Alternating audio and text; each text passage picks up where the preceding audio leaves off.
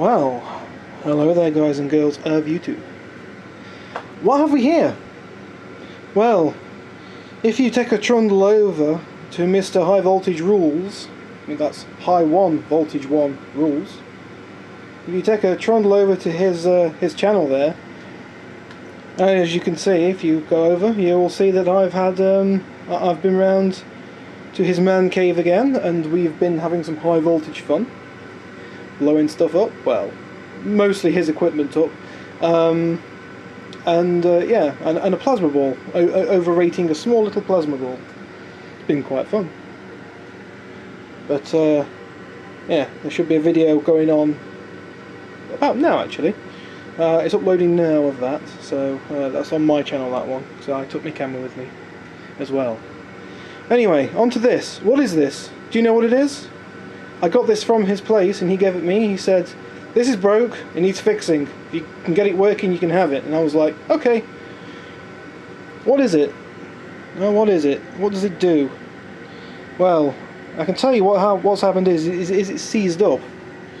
This is supposed to turn this plate down here, but it's completely seized, so this turns and the whole thing tries to turn. You can't get enough grip. You can see where someone's tried to tighten it up and really grip onto that to try and turn it, and it's just, you know, with a handle or something, and it's just, no, that's just gone, that's just way gone. I've already undone the grub screws and everything to try and pull it all to bits, but guess what, not a chance. It is solid. And what I'm going to try and do with this is I'm going to try and remove the Bakelite tube. Now, because my theory is that the Bakelite has started to swell up a bit, because people have tried to oil it and things and do all other things to it, and it's started to swell up, and that's what's made it go stiff. And my theory is, if I replace this Bakelite tube with a plastic one and make it, you know, make it nice and big. If I had a lathe, this would be really easy to make if I had a lathe, because I could lathe out all the bits and everything to it. But I don't have a lathe, so I'm going to have to use something else. Now, it doesn't matter how it looks coming out the top, so long as I can get something onto that and turn it, it'll be good. Also, if I do the plastic idea, it'll be a lot safer as well, because this thing's got to be all insulated from that, which is alive. That is actually at the voltage of the variac, what the variac is outputting, because actually output to the variac, I do believe anyway. I'm sure people out there will correct me on this, but I'm new to variacs. Oh yeah, and that's also the rest of it as well. Now I've already spent some time putting all the stuff back in it again. I've not yet put all the shoes back on it, because this was all in bits when I got it.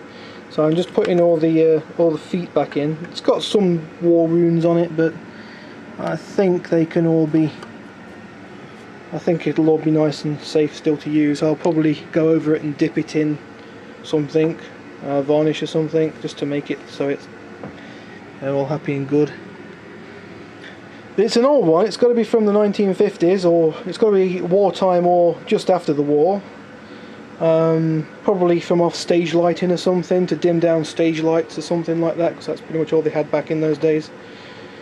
So yeah, I reckon that would work for that. And yeah, I think I can fix this one. Enough talking, and I'm going to try and gingerly try and free up this. I'm going to see if I can do it without breaking anything. Now, if I break it, that's just tough really. I break it and that's it. It means I've just got to replace it with a plastic one. I just got to hope it doesn't break. But if it does break, yeah, I'm not fussed. It just means I can use some modern day materials in it and make it a little bit more, you know, smooth and modernised. But ideally I'd like to keep it original, but yeah, you know, I want to use it. I don't want to sit there and look at it. I want to use it. I want to blow stuff up with it. Like I say, I've got to be careful because it's only 8 amps, but yeah, I still want to blow stuff up with it. It's nice. I like that. I like it a lot. Enough talking. Let's get fixing. Or killing, one of the two. Oh dear. I broke it. Oh well. Just means I've now got to replace it with a plastic one. Still should be nice and easy to do. What a shame. If you look down there, you can see it is tapered. See how thin the wall is? I'm surprised I didn't break this end of it first. But you see how thin the wall is? It's really thin. But over here, it's really, really thick. And that is still solidly in there. I still can't get the thing out. It is proper solid. So I'm going to think it's hammer time. My hammer's just over there. So I think it's hammer time and try and push it out with the hammer maybe. And I don't know, something else. We'll see. If I can get it in the vise, maybe. I get it in the vise and give it some good tugs or something like that, it may pull out. Yeah, difficult. I don't want to break it anymore because I want to get the diameter of it, so I can get a piece of pipe the same diameter. Let's see what I can do. Ah, well, I've got that bit off. That's all nice and good. I've just taken some of the bits off it. So that's where it was rubbing tight on that there. And it was rubbing tight inside there. So my theory is now that if I replace that with a plastic pipe, it should not rub anymore. I guess I could go down the route of gluing it all back together again, probably sandpapering this down, but that's just too long. I can't be able to do that, and it might break again.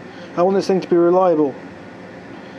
So now the next job is to try and get that Bakelite tube there off that without breaking it even more.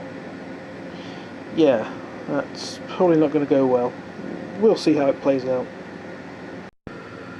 Well, there we go. I didn't break it too much.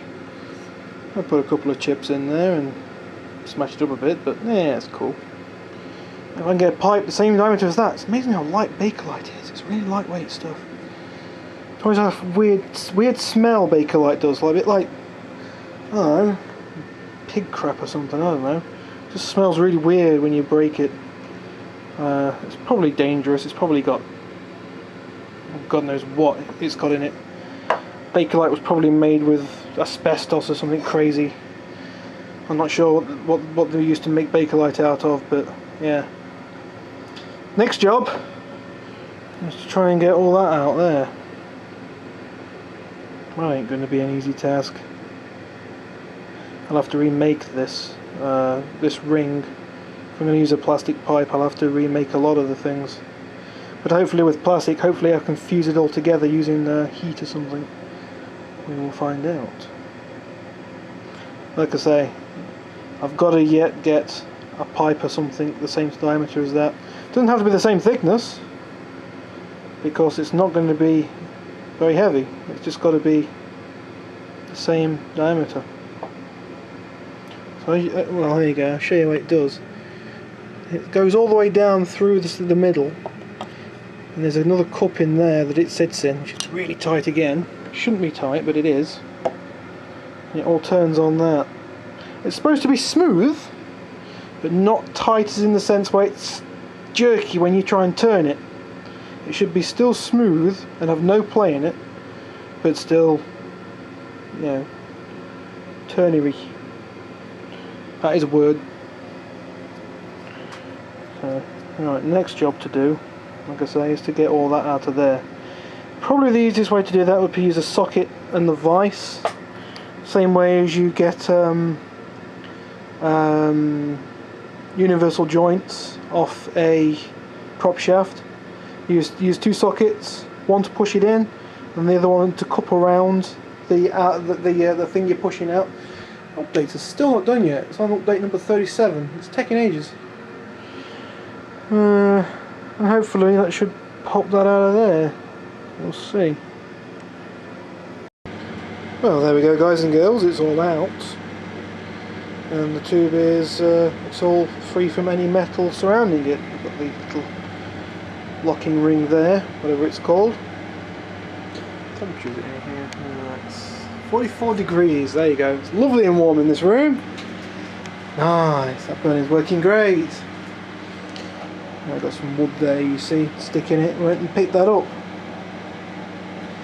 Right then. Yeah, we're not having to use the gas heater. This is working good enough. Yeah, I've measured it, and it is 1¼ inch wide. Now I'm telling you in inches because this thing is that old. It's not metric, it is imperial. So all fractions and crazy things is the thing that's going to be used for this. Alien stuff to us. Well, sort of alien. I do like inches for bigger measurements, but I prefer centimetres because, you know, they're a bit more accurate. Easier to work in than thousands of an inch. Yeah, a lot more easier. I always say this about imperial and metric. I don't know, whatever. But yeah, with this being old British stuff, I think it's British anyway. It doesn't tell me where it came from. The Zenith Electric Company, London. Oh yeah, so it's British. So yeah. So all I need to do is just find a piece of PVC piping or plastic piping, water main or anything like that, doesn't matter what colour it is, it will do the job, and hopefully it'll slot straight in there and be fine. I don't mind if I've got to sand it down a bit to get it the right shape or the right thing. I'm not even that fussed to make that part, because all I'll do is just make it so it's sticking up out the top. Or attach a handle onto that, be it a screwdriver, just a bar that turns around, or whatever. Doesn't matter. It'll just be nice to have it so it works again. Of course, I personally think an 8 amp variac will be quite nice. Yeah. Alright guys and girls, I think that's about it for this video. Can't really do much more with it now because I haven't got the plastic pipe. So I'll keep a lookout for a plastic pipe. It's got to be something non-conductive, so an old broom handle will probably do the job. We'll see. So yeah, thanks for watching guys and girls, and I will catch you on the next video. Yeah, peace out.